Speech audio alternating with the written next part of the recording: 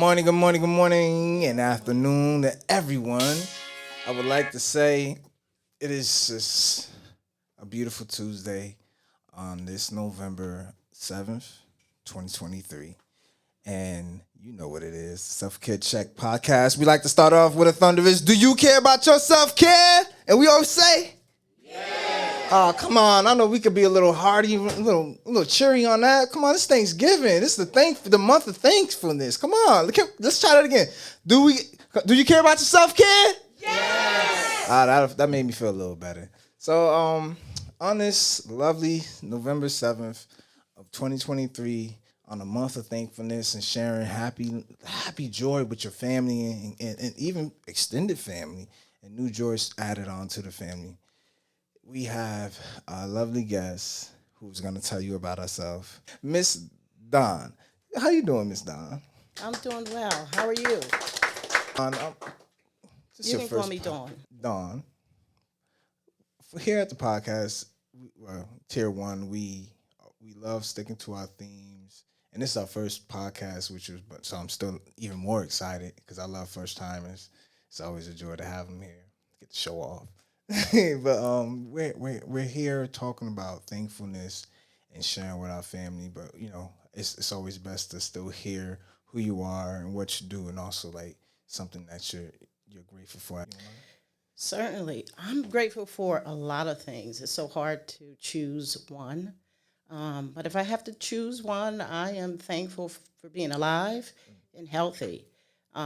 It's all about self-care. I'm the director with the Passaic County Domestic and Sexual Violence Center.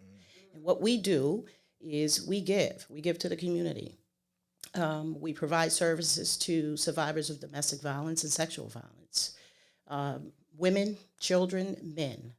We provide a safe house. We provide a transitional housing program. We also provide an outreach office where we do outreach. We walk out to the community. We go to community events and let people know who we are and what our services are. And finally, we have what we call the PALS program, and that's a program specifically designed for children's ages 3 to 12 who are going through trauma because of domestic violence. So I'm thankful I can give back to my community. I was born and raised in Paterson. I left Paterson after high school, went to college, spent some time in South Jersey. Now I'm back here. I've been back here for about 4 years. And I'm thankful to be able to come back and give back to my community. And I'm thankful to share my message with you all here because a lot of people don't know we exist and what our services are. So that's something that I'm thankful for. And I mean, you said a lot, but one of the things that really stick up to me about what you do in your association is what you're giving, because most people always look at their lives about what they're getting back, if I do that, how much of this am I going?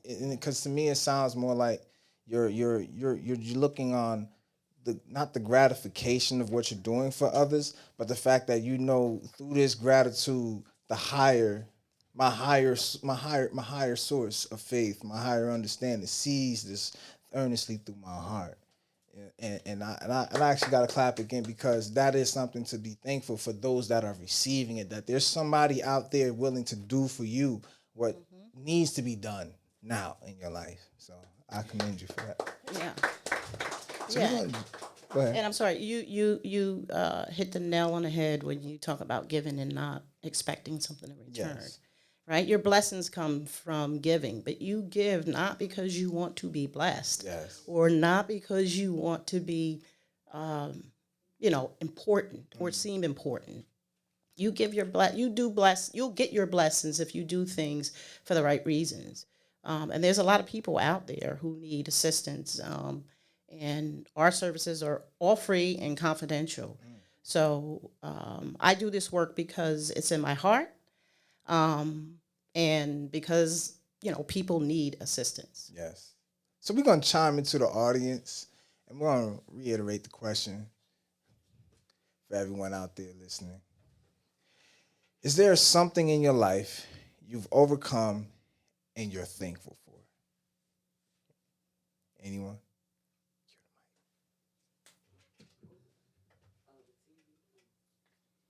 Yes, my name is Marlena, and my last relationship that I was in, he was very abusive.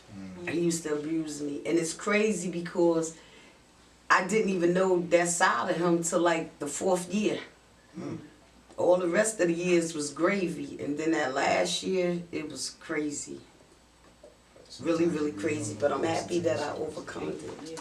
So I'm just grateful and thankful. I'm glad you're here too. You have another? Can I add something to that? Oh, yes. So with domestic violence, it's all about power and control.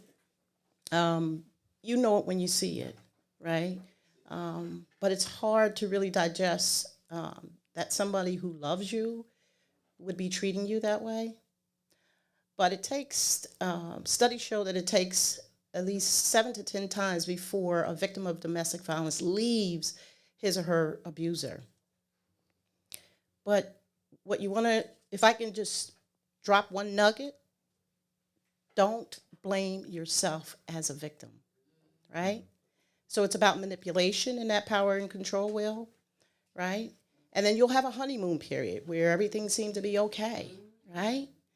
And then, the true colors manifest.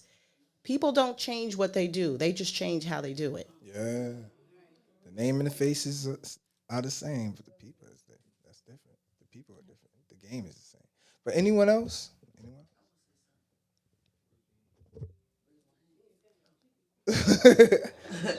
My name is Brenda, How you doing? and I ain't been abused from sexual abuse or nothing, but I've been abused by drugs.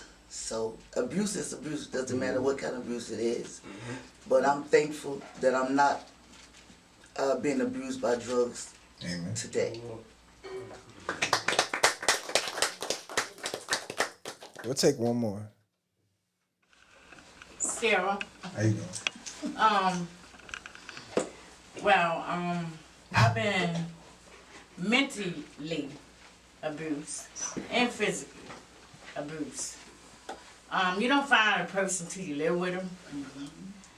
And it took me to the ringer. And I stayed stuck with that. So I'm no longer in a relationship now. I'm in the process of getting to know who I am and loving myself. I have to put that wall up when it comes down to getting into a relationship, when it comes down to the man. Because I don't been through it. And I'm in the process now of it's something like a relationship, but I got to fall back because I'm acknowledging the being distracted. I'm being distracted right now, so I know in my heart that I don't need that in my life. So that's all I got.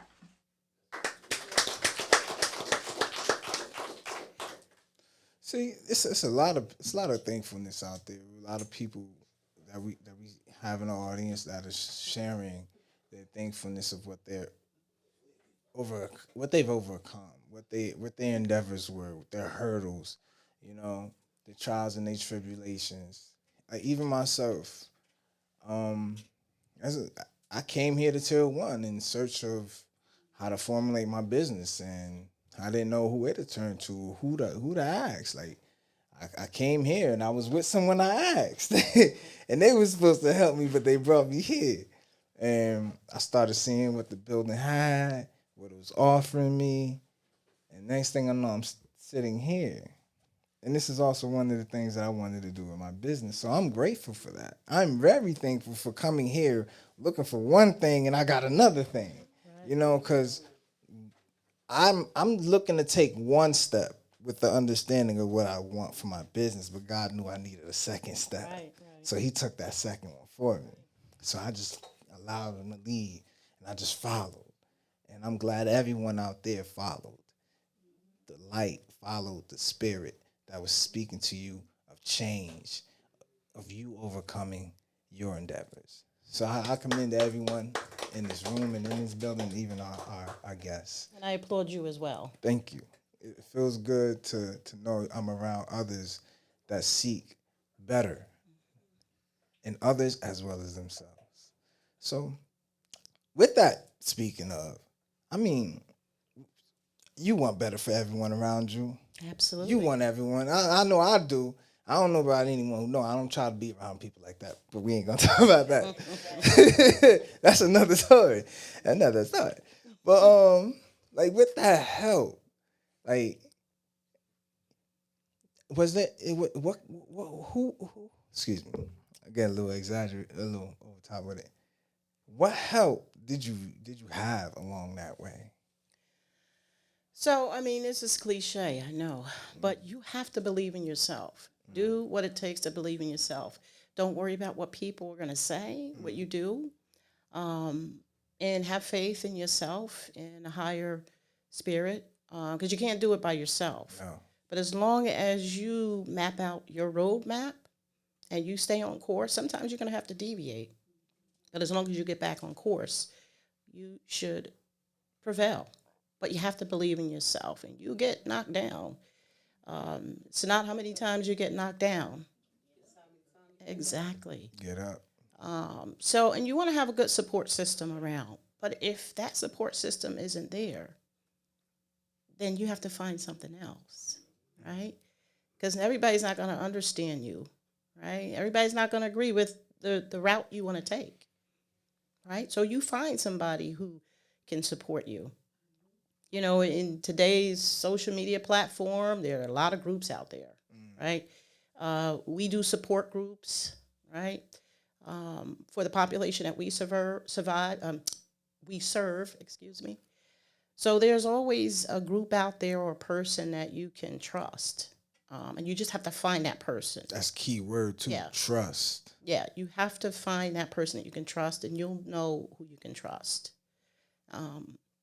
And not everybody's going to be, with you or for you. So you have to figure that out for yourself. And with me, my support system is my family, right? And you can't tell everybody everything, right? Because you don't know that, some people might have a different agenda. And truth be told, some family members as well. Yes. Right? But you don't need everybody to be on the same page as you are. And that's what I learned. And I'm still learning. Sometimes I have to switch up my support group. Right? You have friends for different reasons. So you can't tell everybody everything. So that's what I would offer. So we're gonna jump into the audience. For everyone out there, what help did you have along your side that brought you to this thankfulness? Anyone? We got it. I would say, I didn't have abuse physically, but I had drug abuse. And I'm thankful and grateful to be sitting here today. And my support was my family, my husband, my family, and a few friends. There was a lot of support. And since I've been here in this building, which would be, 4 years now, I had a lot of support. And now I'm here supporting others. Yeah. Very good. Hi, I'm Shakina. So I basically found support from people that I didn't know. And sometimes we feel like we need that support from our family, and sometimes we don't always have that. But when you're looking to heal past your trauma or whatever it is that you experience, because I've experienced both sexual and physical, and it took me through a dark time. So knowing that I didn't have my family to confide in or them to go to, I looked for outside resources to find myself that help and find the people like Ms. Dawn, for example, to be that support for me. And also knowing that I always had God by my side, that I was never alone, that was good enough for me to keep going and to just never give up. So I'm thankful for just knowing that I'm never alone, even if it's with people that we want there that's not there. Like she said, you have to find that support. And it may not always come from familiar faces at the end of the day. So just knowing that and finding that, it was enough for me. So I'm thankful for, the things that she does and other resources like herself that are out there, because you never know what a person is going through. And just to be able to have something like that for people like, myself and others who may need it is great, because as she's out there to help us, we're finding the help that we need for ourselves. So I'm just thankful and grateful for resources and finding support like her.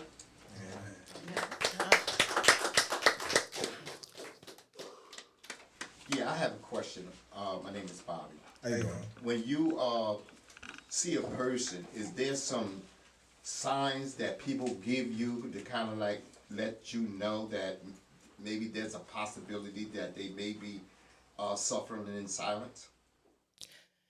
So, short answer, no, because people can hide their pain and their trauma, right? Very well, because they've been dealing with it for so long, right? And sometimes it brings embarrassment, right? Because you have a certain idea about that person, and for them to divulge that they're being victimized, abused, whether it's physical, sexual, or mental, even financial, you know. Something as simple as what we would think would be simple, they don't think it's simple. If you're married or in a relationship and you both work, and he makes sure he drives you to work and picks you up from work. You can't go after hours to hang out with people. He makes sure your check is in the bank account. He holds on to the ATM card, right? Some may think that that's cool because, he's just exemplifying the power trait that men have, His right? dominance. Yeah. So you really don't know. The obvious things, you'll see the bruises, but then they'll have a story for that, right? So all the services are voluntary. We just have to do a better job of getting the word out there that we exist so people can come on their own. They have to be ready for that, right? Because trauma doesn't leave you. We help them deal with or cope with the trauma or triggers that'll happen. Because as long as you live, your trauma exists. It's about how to control it. And when I say use the example of a female being victimized, we have men who are victimized as well. And we provide services for men as well. So did that answer your question? Yes, you did. And I have one other question, and you was talking about support groups. So I'm just kind of like thinking, do y'all have like meetings where people come and share, or are they more one-on-ones? So we do both. We do individual counseling and we have support groups. So the support groups for sexual assault and domestic violence survivors, it's not your typical, I was saying, I don't want to minimize a support group, where people come and they share, etc. Because victims don't want to share. So it's really facilitated by my staff, where they talk about different topics. If you want to share, they can certainly share. And in fact, we'll try to empower the group by, picking something to talk about the next week that we have for group. So we don't look for them to share because that's confidential. When they're one-on-one with the counselors, then they share what they want, but we don't force them to share with us. We don't really need to know what happened. We just want to know what kind of services you need. But the more you tell us, the more we're able to help you. So they kind of like choose how they want to do their support groups. Yes. Yes. You're welcome. That was a good question, Bobby, because most men aren't gonna say out loud that they're being beat by their woman, or it takes a lot of weight as an individual, mentally and emotionally, to even probably as a man to even come to that. But every man still has a guy friend, a best friend, or somebody that they consider their brother's keeper, that they do confine this to eventually. And might even be a sister, a female friend that he trusts, that he's telling this to. and it takes a lot. I would say that for either situation, I'm not just gonna like specialize because I'm a male either. I don't condone of no violence, let alone my biggest thing is keep your hands to yourself. Because you're big enough to pass it, you should be big enough to take one. Just saying. That's my upbringing. So that's why I keep my hands to myself. But I'm just glad and thankful for the fact that for those that are going through this situation, that Don and herself and many people out in this world are able to help those individuals. And I hope for one day that I'll be able to stand on the front line and do the same. For those that are out there, at least be able to point you to an individual who can do this for you. Right.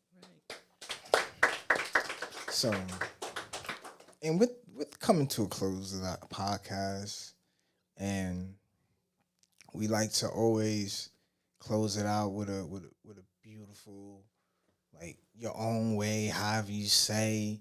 We just gonna grab your hand and run with you and play. As long as it's something positive and underneath the light of the Father, and we're always gonna be there by each other's side. So, how can we stay connected to that support system?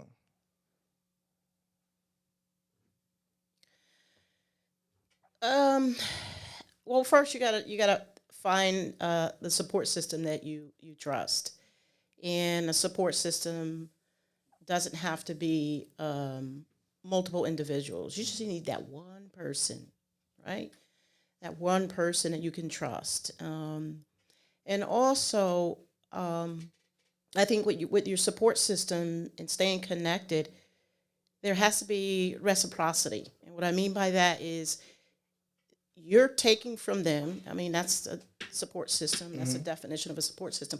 You want to also give back to them. Like culture. Yeah. The meaning right? of culture. So, you want to do for them as they do for you. Find out what it is that they like, right? Because you want to keep them in your life, right? And when we want to keep people in our lives, we try to find out what is it that they like.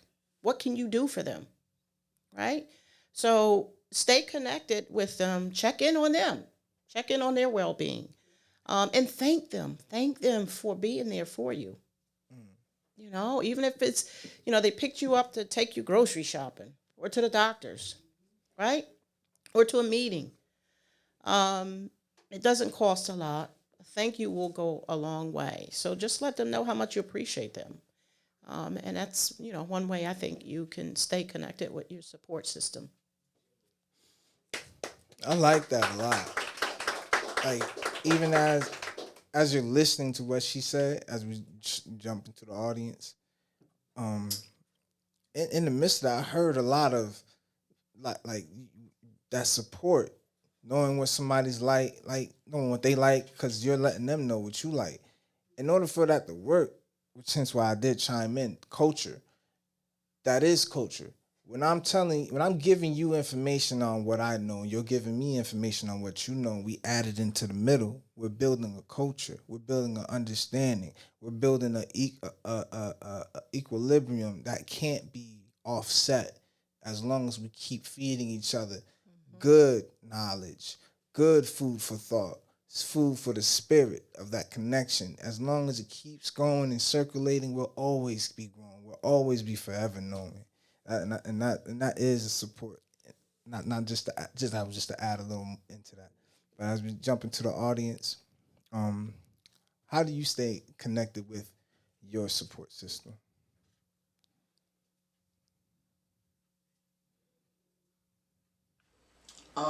My name is Brenda again. I stay supportive with mine. For me, I go to NA meetings 5 days a week. I got a sponsor. I got a commitment. I got a support network, and I talk to my sponsor all the time, and that's how I stay connected. That sounds busy. That's a busy one. That's support system. Stay busy. Hey, y'all drink a lot of coffee. I have a question for Dwayne. Where are you located? There you go. So we provide services to everyone in Passaic County. Our outreach office is in Paterson. Our transitional housing program is Paterson. Our PALS program is in Passaic. I can't tell you where the safe house is because it's a confidential location. But you can reach us. I have pamphlets, brochures. We're at 911 East 23rd Street in Paterson. That's where the headquarters is. Okay? All right. You're welcome. We have a few more. I saw another hand. No, that was it. Oh, okay. Well, the sister who kind of took my last actual question, but it is okay. Okay, I hear We you. just keep it going anyway. So, in the name of the Father and the Son and the Holy Spirit, we were all dying in heaven with beautiful diamonds and jewels hanging from my ears. Look at you. But yes. So I'm glad everyone enjoyed this thankful episode, showing gratitude to those with love and joy always, because it's just a blessing to be a blessing and to see others who love being that same thing, and that is a blessing. Thank you. We are Self Care Check Podcast, everyone.